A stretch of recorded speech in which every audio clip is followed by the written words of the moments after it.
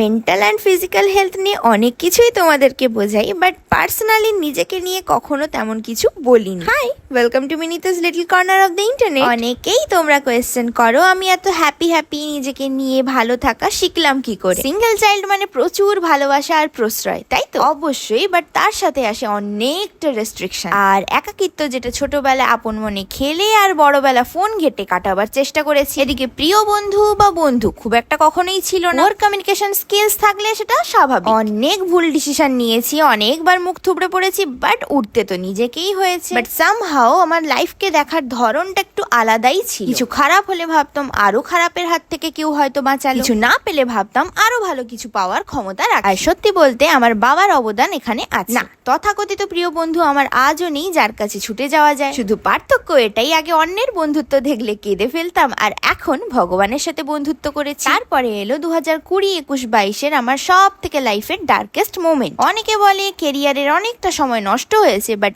আমি বলি আর যতটা আর যতটুকু সবটাই সেই সময়ের লেসনেরই জন্য। এইবার সামহাউ মেডিটেশন অ্যান্ড জার্নালিং এর সাথে আমি ইন্ট্রোডিউসড হই। যে আমিটা আধ ঘন্টা ধরে মেডিটেশন করতে পারে, সেই আমি তখন 5 মিনিটও মেডিটেশন করতে পারতাম না। লাইফে ভালো থাকার মূল মন্ত্র কি জানো? ডিটাচমেন্ট। যা তোমার মেন্টাল হেলথের জন্য খারাপ সেটার থেকে সময় লাগুক, বাট ডিটাচ হতে শেখাটা খুব দরকার। আর এই সব কিছুর পেছনে আছে ধৈর্য, যেটা আমাদের সত্যিই খুব কম। বাট এই ধৈর্যটা কে শেখালো জানো? 4 দেয়ালে বন্দি কিছু প্রাণহীন ওয়েটস, যেগুলো হয়তো 6 মাসে যে রেজাল্ট তোমাকে দেবে অথবা 1 বছরে সেটা তোমার মনোপুত হলো না। অনেকের মতন আমিও শুধু রোগা হওয়ার পেছনে ছুটেছি, কিন্তু একদিন নিজের অজান্তে আয়নার সামনে দাঁড়িয়ে লক্ষ্য করেছি নিজের ফিজিক্যাল অ্যান্ড মেন্টাল স্ট্রেংথ। শুধু টেম্পোরারি সৌন্দর্যের পেছনে না ছুটি এই তিলে তিলে তৈরি করা মাসলস আমাকে বয়সকালে কতটা সাপোর্ট করবে সেটা বুঝতে শিখেছি। আর এই ভ্লগিং এর সাথে যুক্ত হওয়ার পর থেকে লাইফের আর একটা জিনিস যেটার অভাব ছিল,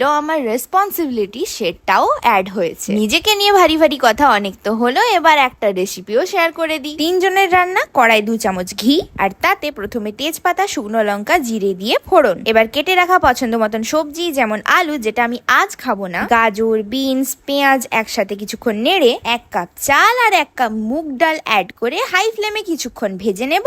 আজ আমি কিন্তু শুধু খুন্তি নাড়িয়েছি আর ছড়িয়েছি, বাকি সব মাতাজি। এইবার নুন, হলুদ, জিরে, মৌরি গুঁড়ো, টমেটো আর মটরশুঁটি অ্যাড করে গরম জল ঢেলে দেবো। ব্যাস, আর কিছুই নয়। মিনওয়াইল অলিভ অয়েল স্প্রে করে সয়াবিন আর পনিরকে আমি এয়ার ফ্রায়ারে ফ্রাই করে অ্যাড করে দিয়েছি। ডান, আজকের হেলদি ডিনার।